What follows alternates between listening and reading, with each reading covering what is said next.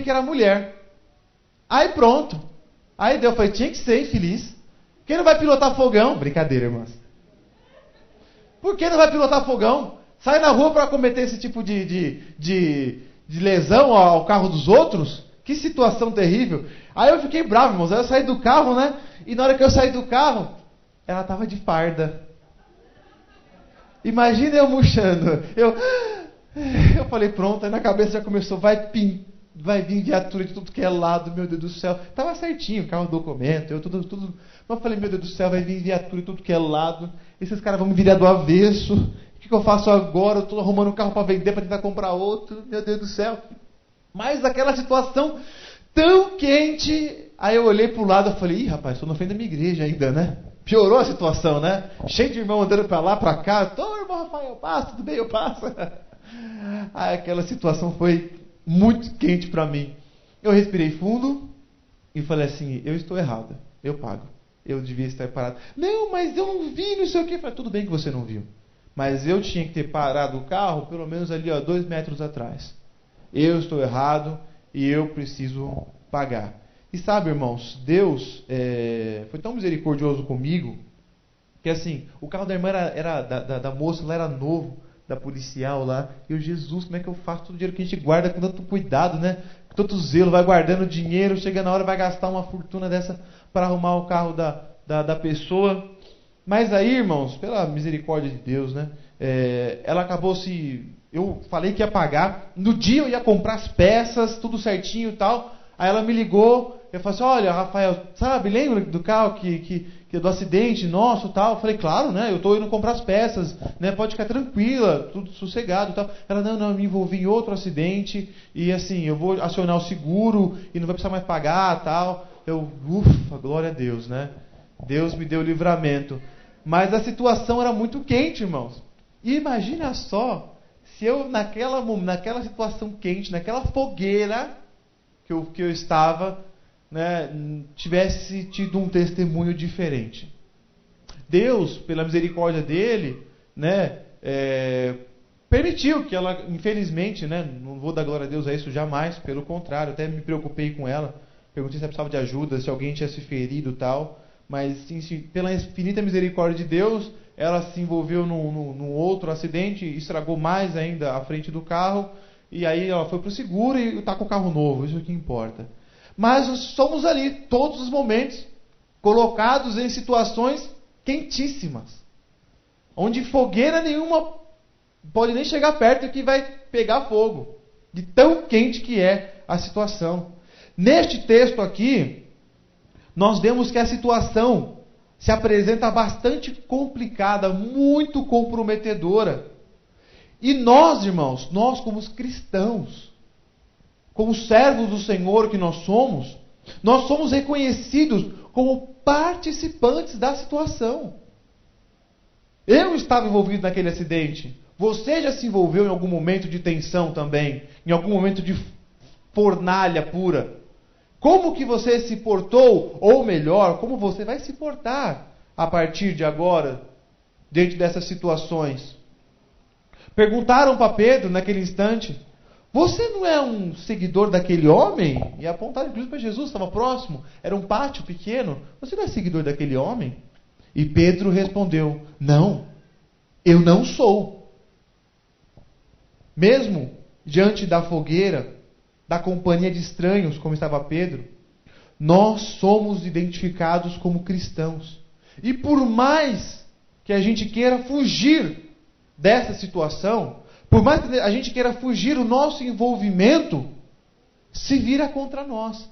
Porque todas as pessoas sabem quem nós somos. Todas as pessoas sabem a fé que nós professamos. E isso, irmãos, isso é levado muito em conta. Terceira situação é que como você é visto diante dos seus adversários. Pedro continuava na fogueira.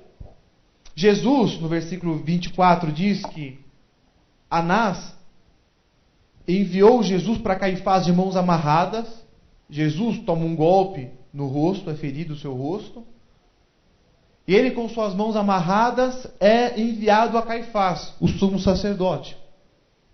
E Pedro, vendo toda aquela situação na fogueira, querendo se esquivar da situação, se esquentando ali, mas só de olho, chega um dos servos, parente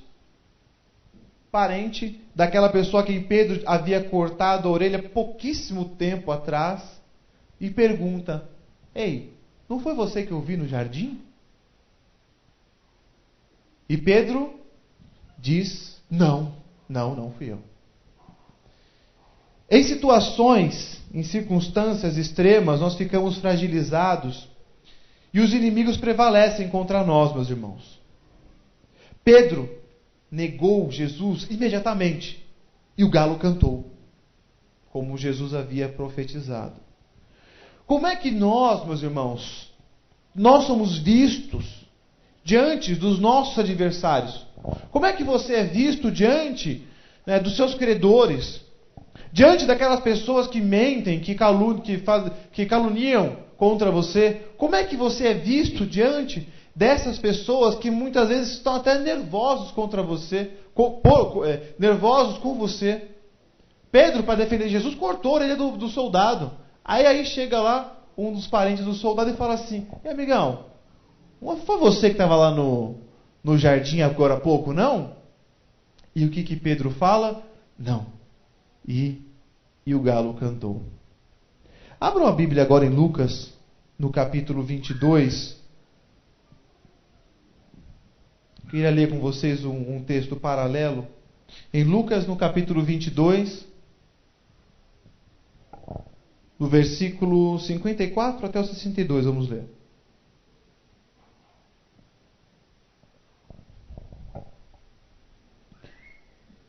É a narração do mesmo evento, é a narração do mesmo fato, mas em Lucas tem um detalhe que eu gostaria de observar com vocês aqui. Lucas 22, 54 diz assim: eles prenderam Jesus e o levaram para a casa do grande sacerdote, e Pedro o seguia de longe. Quando acenderam uma fogueira no meio do pátio, Pedro foi e sentou-se com os que estavam em volta da fogueira. Uma das empregadas o viu sentado ali, perto da fogueira, olhou para ele e disse: este homem também estava com Jesus. Mas Pedro negou, dizendo: mulher, eu nem conheço este homem. Pouco depois, um homem o viu ali e disse: você também é um deles. Mas Pedro respondeu: homem, eu não sou um deles. 59. Mais ou menos uma hora depois, outro insistiu: você estava com ele. Você estava no meio com ele, porque também é galileu. Mas Pedro respondeu: homem, eu não sei do que você está falando. Naquele instante, o galo cantou. 61. Então, o Senhor virou-se e olhou firmemente para Pedro. E ele lembrou das palavras que o Senhor tinha dito: hoje, antes que o galo cante, você dirá 3 vezes que não me conhece. Então, Pedro saiu dali e chorou amargamente. Quarto e última situação é: como que você é visto diante de Deus? Como que você é visto diante de Jesus? No versículo 61 diz que o Senhor Jesus virou-se e olhou firmemente para Pedro.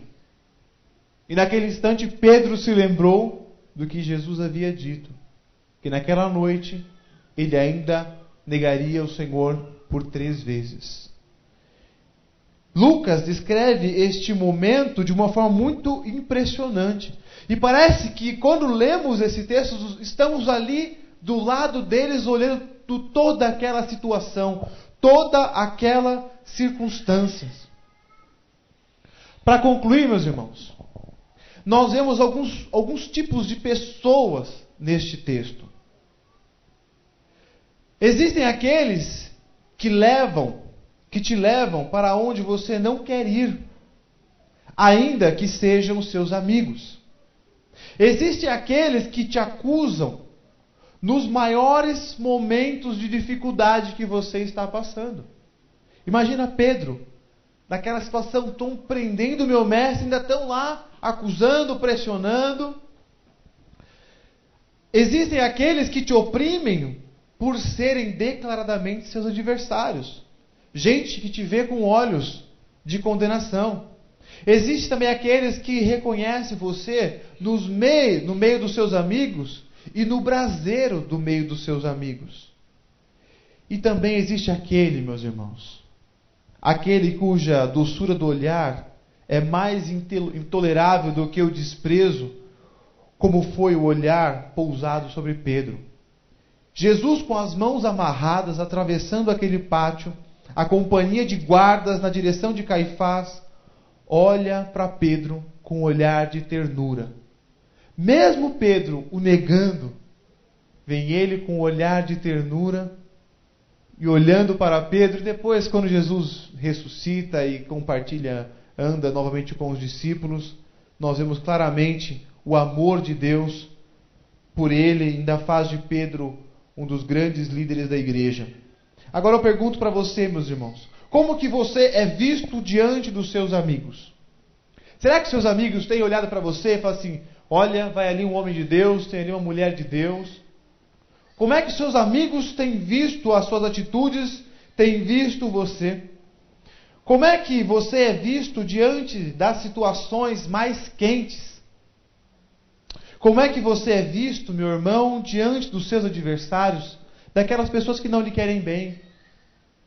Como é que você é visto diante de Jesus? Aquele que não te nega. Jesus é aquele que não te nega, que declara a qualquer pessoa e autoridade que te conhece e que é seu amigo. Existe alguém que no meio de toda dificuldade, no meio de toda a sujeira da nossa vida, da minha e da sua vida, ainda olha para você cheio de ternura e te vê e não te condena. Sabe por quê? Porque Ele te ama. Irmãos, essa noite é uma noite de reflexão. É uma palavra um pouco dura até, mas essa palavra vem me acompanhando durante algum tempo e meu coração está cheio dela. Eu queria compartilhar com vocês e tem feito muito bem para mim pensar em todas essas circunstâncias que os olhos de Deus estão sobre mim. E Deus está me vendo a todos os momentos. Irmãos, nós temos muitas máscaras. E não queira dizer que não, nós temos muitas máscaras. Né? Quando a gente começa a namorar, a gente põe até uma balinha na boca para esconder o hálito. A gente passa um perfuminho bom, né? Para poder causar uma boa impressão. Compra, gasta o que não tem para comprar uma roupinha bonitinha para parecer mais descolado. Nós vivemos um mundo cheio de máscaras. E essas máscaras muitas vezes nos fazem negar o Senhor Jesus diante de muitas circunstâncias e diante de muitas situações. Porém, meus irmãos, nenhuma máscara resiste à presença de Deus.